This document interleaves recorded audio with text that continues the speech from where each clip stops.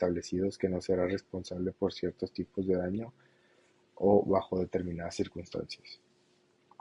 Las cláusulas de no responsabilidad civil son comunes en contratos de servicios de arrendamiento y acuerdos comerciales. No obstante, su validez puede estar sujeta a restricciones legales, ya que en algunos sistemas jurídicos esta cláusula no puede eliminar la responsabilidad por negligencia grave o dolo.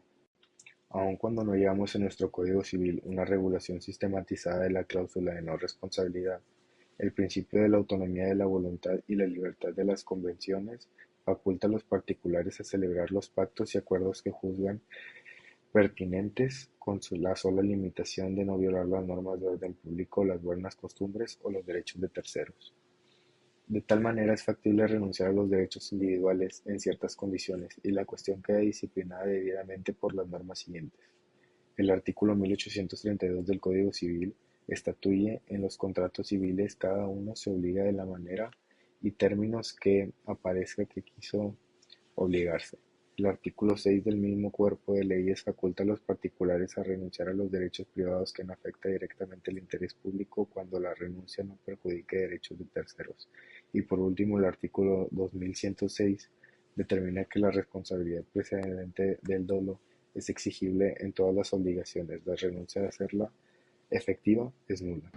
Concepto de cláusula penal. La cláusula penal, como se conoce tal estipulación, es la cuantificación anticipada de la indemnización en el caso de incumplimiento total o parcial. Como lo dice el artículo 1840 del Código Civil establece, pueden contratarse estipular ciertas presentaciones como pena para el caso de que la obligación no se cumpla o no se cumpla de la manera convenida. Si tal estipulación se hace, no podrá reclamarse, además, daños y perjuicios.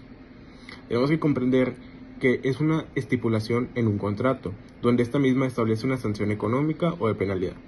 En casos de que una de las partes no cumpla con lo acordado o lo haga de manera insatisfactoria, esta cláusula busca disuadir el incumplimiento y prever una compensación anticipada para la parte afectada, sin acudir a procedimientos judiciales. Ventajas de cláusula penal. La estipulación de la pena convencional es sumamente útil porque el acreedor solo debe mostrar al incumplimiento la obligación para exigir la indemnización.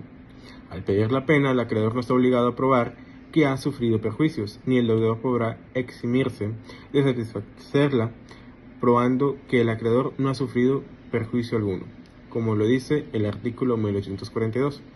Un ejemplo claro y cual busca estas son las ventajas es una mayor seguridad jurídica, una reducción de conflictos y litigios y una protección para la parte afectada.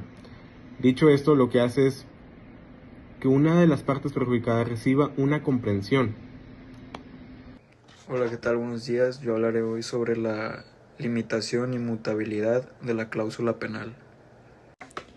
El monto de la pena convenida tiene límite legal de que no puede exceder ni en valor ni en cuantía a la obligación principal, según el artículo 1843 del Código Civil. Esta disposición se explica porque la cláusula penal tiene el propósito de resarcir el valor total de la obligación incumplida, pero no más. Se repara su valor o cuantía, pero no más allá.